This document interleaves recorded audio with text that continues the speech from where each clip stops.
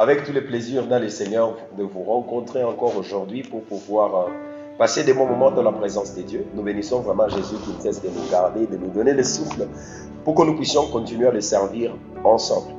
Alors, à partir de ce moment ou au travers de ce numéro, nous voulons introduire un autre thème qui va devoir aussi nous accompagner pendant une période. Et je crois que le Seigneur ne cessera pas de nous faire tellement du bien. Et aujourd'hui, dans ce premier numéro, nous allons devoir poser quelques bases qui nous permettront à pouvoir renchérir petit à petit dans nos prochaines éditions.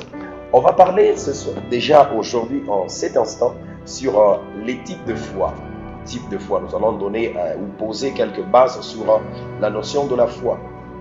Sans plus tarder, nous avons trois types de foi ou trois bases que nous devons poser ce moment en ce qui concerne la foi. Alors, premièrement, nous avons la foi personnelle en Jésus-Christ. La foi personnelle en Jésus, elle est basée sur quoi? Elle est liée directement à votre âme. C'est cette motivation intérieure que vous aviez reçue lorsque vous aviez accepté de donner votre vie à Christ. Et par la foi, vous vous dites que vous devenez chrétien. Par la foi, vous dites que le Seigneur commence à vous conduire. Par la foi, vous dites que vous êtes déjà devenu enfant de Dieu. Vous ne le voyez pas. Il n'y a pas de manifestation extérieure, mais au travers de votre foi intérieure, vous vous dites vraiment que vous avez donné votre vie à Christ et il est de votre côté. Ça, c'est la foi personnelle en Jésus qui est exactement liée au salut de votre âme. Romains chapitre 5, le premier verset, la Bible dit « Étant donc justifiés par la foi, nous avons la paix avec Dieu par notre Seigneur Jésus. » Vous voyez un peu ça? Nous sommes justifiés par la foi. C'est au travers de la foi que nous devenons enfants de Dieu. Et cet aspect ou cette manifestation, elle est intérieure. On ne peut pas voir ça. Mais quelqu'un accepte seulement que oui, je suis sauvé. Je suis déjà enfant de Dieu. C'est pourquoi nous appelons ça la foi personnelle en Jésus-Christ. Deuxième forme ou deuxième type de foi, et elle peut exprimer la confiance entière dans le Seigneur Jésus et dans sa parole. La confiance entière dans le Seigneur Jésus et dans sa parole. Lorsque nous lisons dans 1 Timothée chapitre 1er, le verset 5, la Bible dit ceci. Le but du commandement, c'est une charité venant d'un cœur pur, d'une bonne conscience et d'une foi sincère. On nous parle de ce qui est l'objectivité, de ce qui est le but principal ou l'objectif, bien sûr, du commandement. On nous dit que le commandement, quand il a été établi avec le sens ou avec les vagues de la charité d'un cœur pur, le cœur pur de Dieu. Et on nous ajoute encore un autre élément, on nous dit d'une bonne conscience. Dieu, en pleine bonne conscience, il a eu à établir le commandement avec tous ses buts.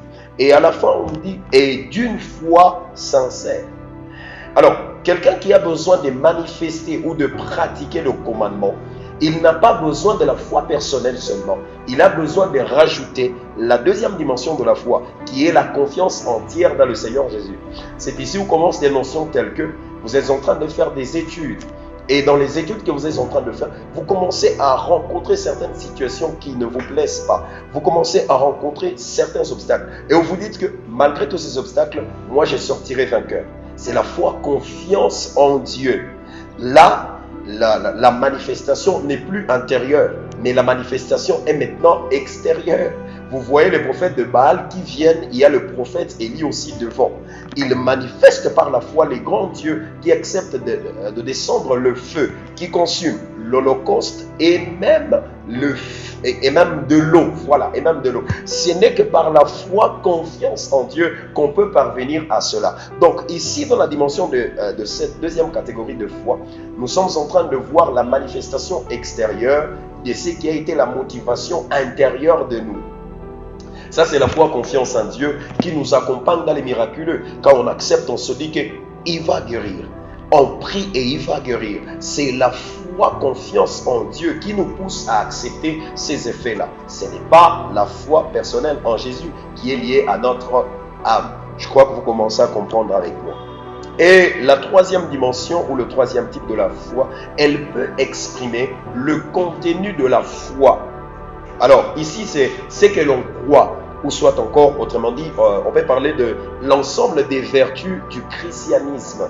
Ici, il y a la présence de la doctrine, il y a la présence de toutes les vérités, ou soit tout ce que nous avons comme fondement, comme base dans notre vie chrétienne. Vous voyez un peu ça? Nous avons commencé par la foi personnelle en Christ, deuxièmement la foi confiance et troisièmement le contenu de la foi. Ce qui fait notre force, ce qui fait que nous puissions dire, malgré ce que je suis en train de voir des négatifs comme réalité, dans la vérité, j'ai déjà vaincu, je suis plus que vainqueur. Je ne le vois pas, mais je crois. Les contenus maintenant, ou la doctrine, ou soit encore les vertus qui nous poussent à dire ça, c'est aussi la foi. C'est une autre forme de la foi. Voilà, dans la Bible en français, vous allez trouver toujours terme foi par-ci par-là. Mais lorsque vous commencez à rentrer dans la racine, quand vous êtes en train de vérifier dans ce que dit l'hébreu ou soit le grec, il y a vraiment des termes très très appropriés par rapport à ça. Alors je n'ai pas voulu pouvoir nous engager dans ça, mais je voulais parler de façon littérale seulement avec des mots français, mais essayant de nous expliquer ensemble les différentes formes.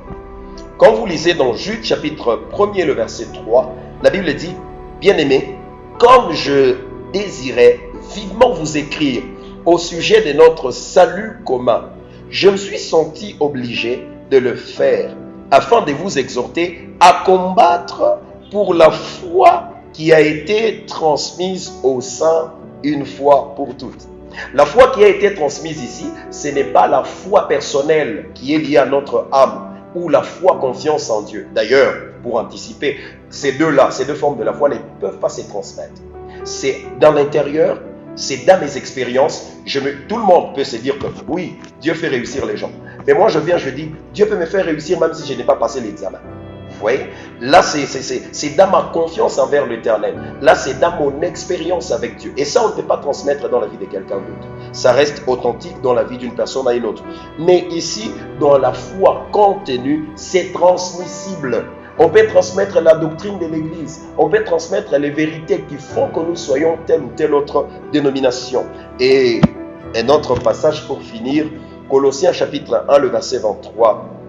La Bible dit, « Si du moins vous demeurez fondés et inébranlables dans la foi, sans vous détourner de l'espérance de l'évangile que vous avez entendu, qui a été prêché à toute créature sous le ciel, et dont moi, Paul, j'ai été fait ministre. » Il a été fait ministre, n'est-ce pas, dans la raison de nous transmettre la foi, dans la raison de nous transmettre tout ce qu'il avait reçu de la part de Dieu, qui a fait de lui un grand apôtre, qui avait la capacité de pouvoir nous enseigner sur le base de la vie chrétienne pour nous rendre ainsi inébranlables. Voilà, c'est les trois formes de la foi que je voudrais nous partager aujourd'hui. Premièrement, la foi personnelle en Christ qui est à l'intérieur, la foi confiance en Christ qui est manifeste à l'extérieur et la foi, le contenu de notre foi qui est basé sur les enseignements. Je crois que ça a été intéressant. Que Dieu vous bénisse. Amen.